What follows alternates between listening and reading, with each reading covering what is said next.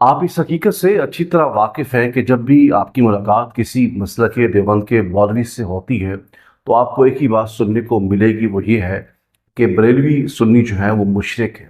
इसलिए कि वो रसूलुल्लाह से मदद मांगते हैं, औलिया कराम से अकीदत रखते हैं। तो आपको हर वक्त उनकी ज़ुबान से यही अल्फाज सुनने को मिलेंगे। लेकिन जब हम उसके ऊपर बात करते हैं, उनको आईना दिखाते हैं, तो ऐसे भागते हैं जिस तरह कौवा भाग जाता है। इससे पहले कि इसके ऊपर मजीद बात की जाए, आप पहले इस छोटे से क्लिप को मुलाहिजा फरमाएं। चल रहा है इस समय बाबा रामदेव अधिवेशन को संबोधित कर रहे हैं। इस देवबंद की धरती पर आपसे मिल रहा हूँ, इस धरती में, इस देश में, इस रात में। मुझसे कहा बाबा वहां तो सारे ही टोपी वाले होंगे, आपको कोई खतरा तो नहीं होगा। मैंने कहा वो मेरे भाई, उनसे मुझे खतरा इसलिए नहीं हो सकता कि उनका और मेरा खून एक है।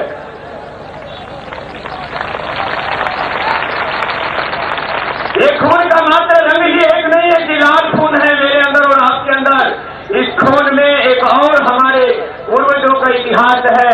आपके और हमारे पूजा पाठ की पद्धतियां अलग हो सकती हैं, लेकिन आपके और मेरे पूर्वज एक ही हैं, हम ये कभी नहीं भूल सकते। तो फिर आगे भेज किस बात का?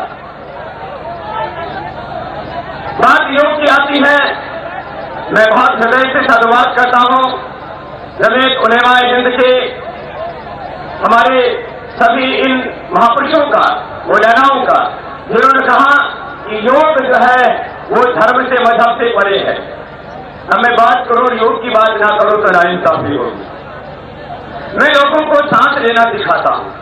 आप नमाज पढ़ते हैं, यदि कोई 5 बार नमाज पढ़ता है तो 96 बार वो सजदा करता है, तो वो मंडूक आसन और शशकासन करता है। क्या फर्क है इस बात में?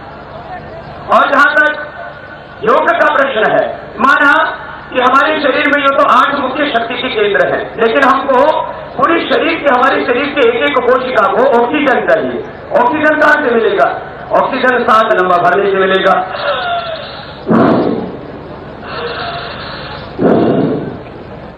अब हिंदू ले, मुसलमान ले, ईसाई ले, सांस तो सबको ऊपर से लेना पड़ेगा, नीचे से तो छूट सकता है, लिया नहीं जा सकता।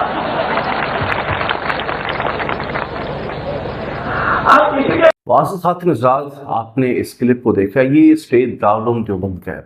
यहाँ सारे देवबंदियों के जो मौलवी हैं वो स्टेज के ऊपर बैठे हैं और उनको तबलीग करने वाला, खिताब करने वाला वो बाबा देव राम है, जो खुद मुशरिक है, बल्कि हिंदुओं का पंडित है।